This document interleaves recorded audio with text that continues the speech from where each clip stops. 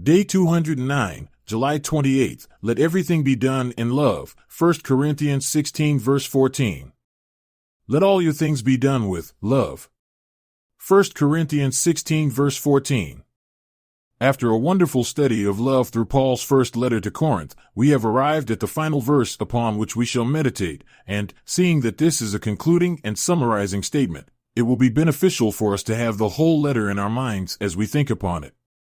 Therefore, we will move swiftly through the book, making mention of some of the most salient truths concerning love, and seek to understand how our verse embodies the message of this great letter. While the general titles for the paragraphs below are by no means all-encompassing, they help us to capture some of the most important takeaways for our own hearts. May we all seek to understand this letter deeply, that we, the Church of Jesus Christ, might love one another as Christ loved us. Love unifies. Paul began by addressing the divisions which had arisen in the Corinthian church.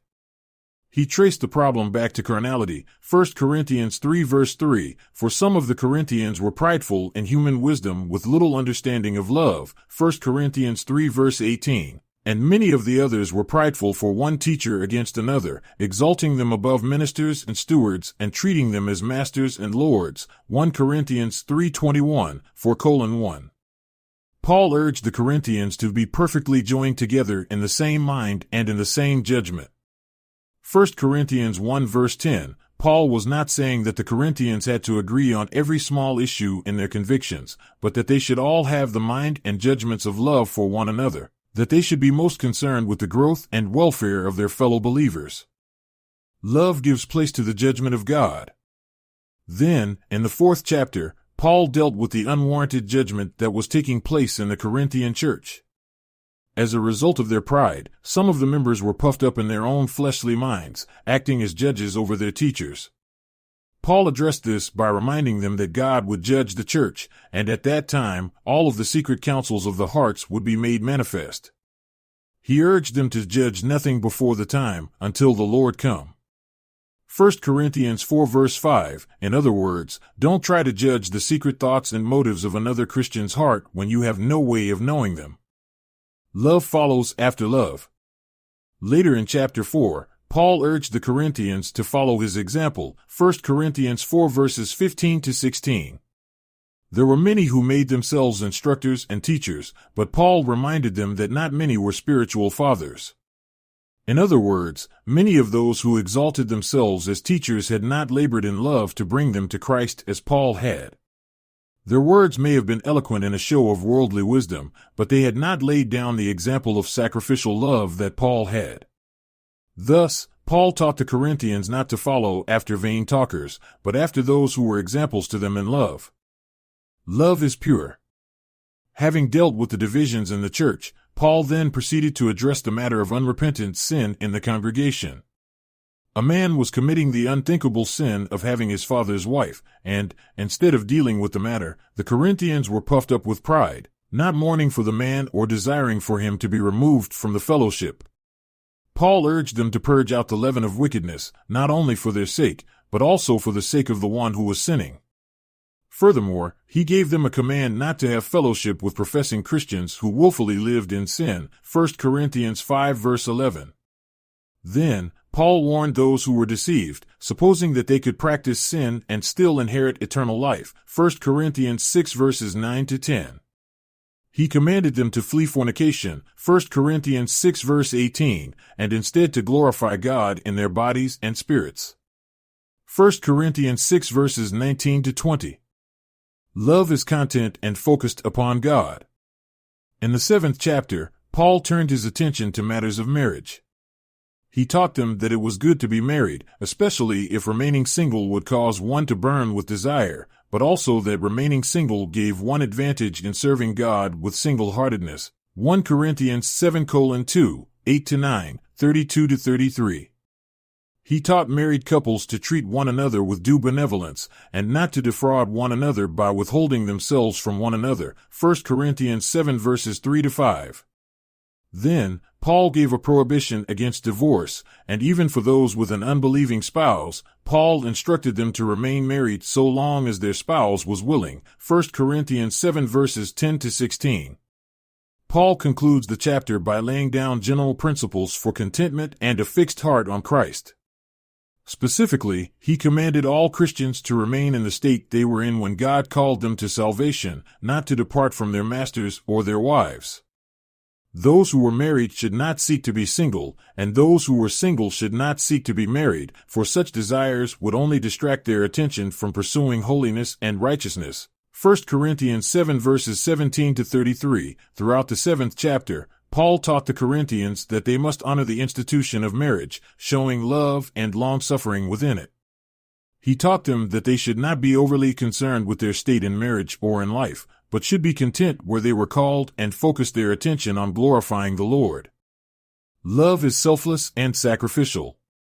In chapters 8 through 10, Paul counseled the Corinthians regarding the debate over food offered to idols, and, in doing so, he unveiled general principles of Christian love which are essential in the life of the church.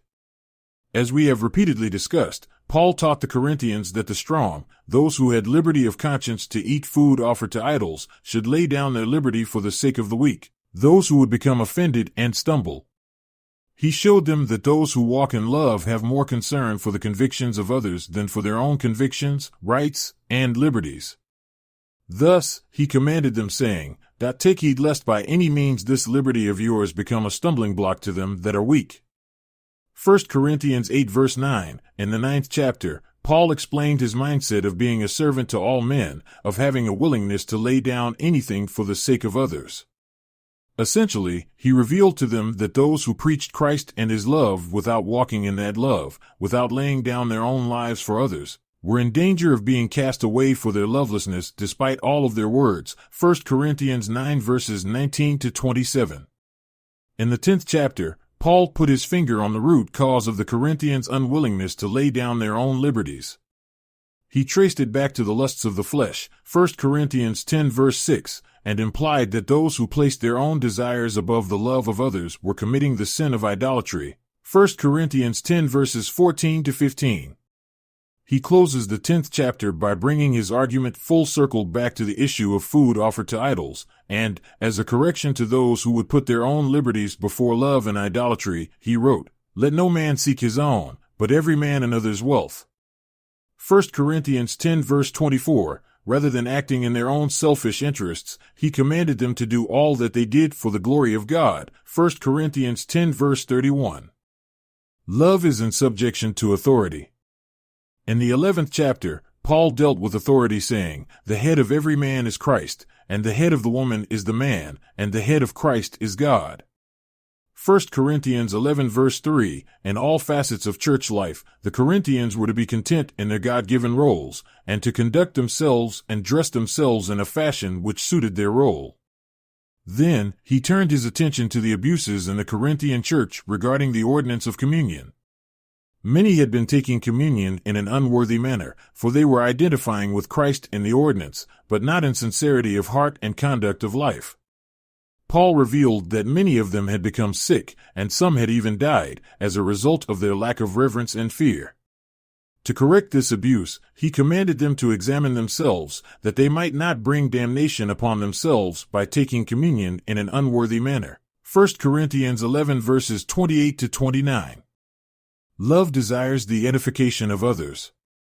Chapters 12 through 14 show Paul's deep and spiritual understanding of God's design for the church, and how it cannot thrive without love.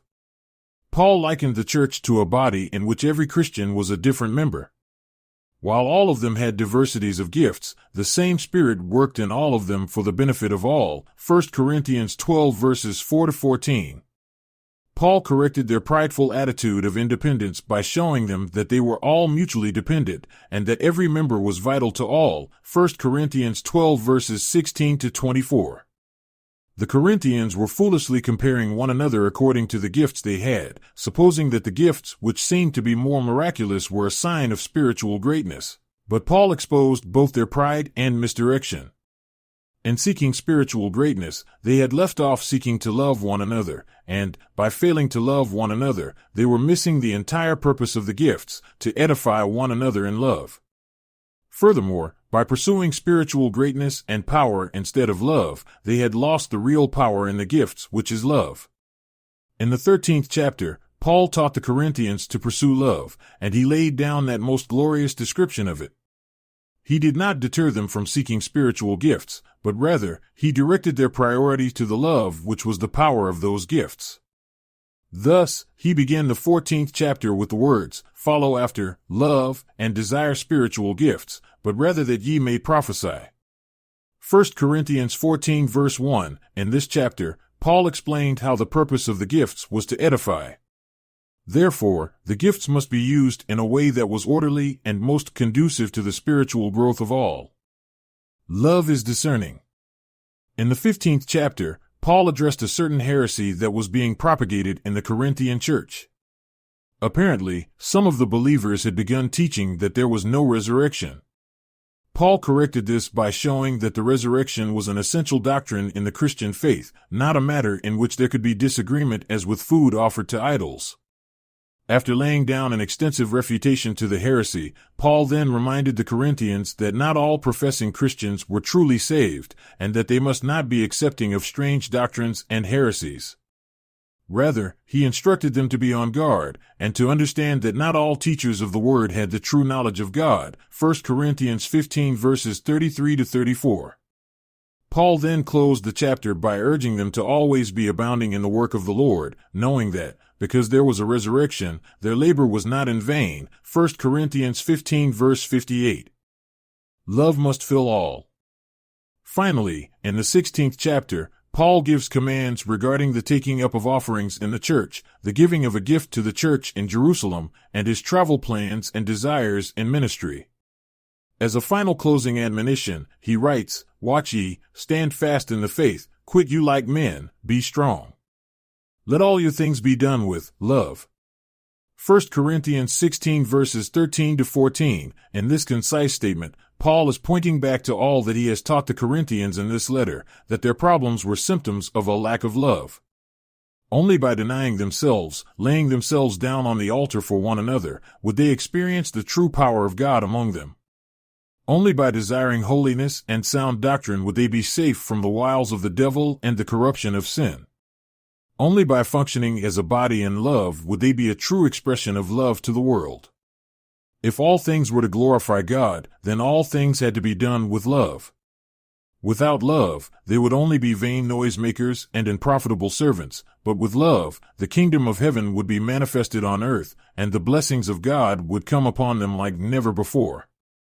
May each of us take Paul's words to heart, for they are the words of God, and thus, the words of love.